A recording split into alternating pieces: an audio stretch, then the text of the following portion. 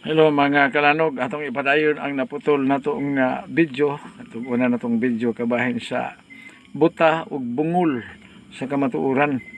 Sa ako nang giingon, mga kalanog, ang Biblia tinaw kay nga nagsulti. Kayon si Pablo si kadung Korinto 1:13, wala kami lang gisulat gawas mabasa ug masabot. Kana bang mabasa unya masabot? Ang problema ani nila kay mosabot bisag di mabasa. Mao ni problema. Karon ingno nila nga nangawat kuno ang mga pastor nga nagkuha og ikanapulo tungod kay linding lay kuno dili kuno reliyon ingon pa ni Paul Alima mga kalanog. Linding kalahi iras linding paagi to sa pagpangutang ug sa pagbayad. Way lang ikapulo mga kalanog pati yung lahi ano man. Spiritual connection sa mga material. Di kan sa spiritual nga naman. Kaya ang sugo sa Dios mga kalanog sa City 14 sa Roma, kita nasayod ngayang kasugan espirituhanon. Iyaning sugo. Ingon pa niya, dalhan ninyo ang tibok ikapulo sa akong baliktipikanan. Sulayin niya ako, di ba, ablihan ko ang tambuanan sa langit. Manaong gibalik-balik mga kalanog nga si Soriano sa buhi pa, nagtudlo nga, wa na ang ikapulo, niya na po sila ron ang gawas, nagyapoy similya. Unsa ni gitakluban ang langit mga kalanog ano man kayawi ni magsigig yaw-yaw ning mga CFD og naakaw no nila ang yawi nya unsa man ang yawi nga naa ninyo dili man haom para sa langit ngano man kay para sa langit dalhan ninyo ang tibok ikapulo nya ingon pa ni Paul Alima grabe gyud yung nakadiskurso ingon pa niya nga kining ubang mga pundok mga sulpot o mga uban nga mga sikta magwali ilang dauton ang Katoliko kay ilang tuison ang kamatuuran. Unsa bay kamatuuran?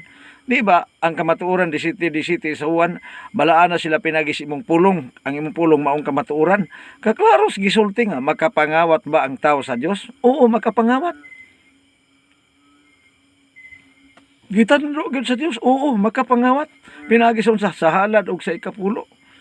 Kawatan. Unya karon moingon dayon nga og magampo direct to God unya og ikapo direct to me. Tingali nasuya lang gyud siguro. Pero mga kalanog ang ikapulo dili na direct to God. Oy, nganong imo man ang ingat to sa agad nga ang Dios nagsugo nga dalhon sa balay tipiganan aron dunay makaon. Dili man ni pagkaon nga para sa tiyan pula lima, pagkaon para sa espirituhanon. 15:16 Jeremias nagplagan ko imong pulong o gipangkaon ko sila. Pagkaon nga gamiton sa mga pastor o sa mga magwawali nga para sa ilang kabuhian kay nakasulat ni sa unang Korinto 9 bersikulo 13 kung imong tanawon di ba ang nagsakripisyo maing balita mokuha sa ilang panginabuhian sa maing balita. So mao ni ang klaro nga mabasa, tin-aw mabasa ang usas sa mga yawi nga ablihan ko ang langit. Ya, so wala pa ni gitukod ng iglesia, panahon pa ni Israel, nga si Jacob, 28-22, dito siyang gigdaang bato, sa kining bato nga akong gisandigan, gigdaan, mahimong handumanan, o mahimong balay sa Dios, ug ang tanan nga akong mga abot, akong iuli ang ikapulo. Apo ni Abraham, kini si Israel, mga kalanog, nga apo ni Abraham, nakakuha po sa batasan ni Abraham, ang aman sa pagtuo, 14:20 sa Genesis, Abraham pa siya. Nahimo siyang matinumanon ano man, kay ang tanang kasuguan sa Dios gituman ni Abraham 26:5 sa Genesis.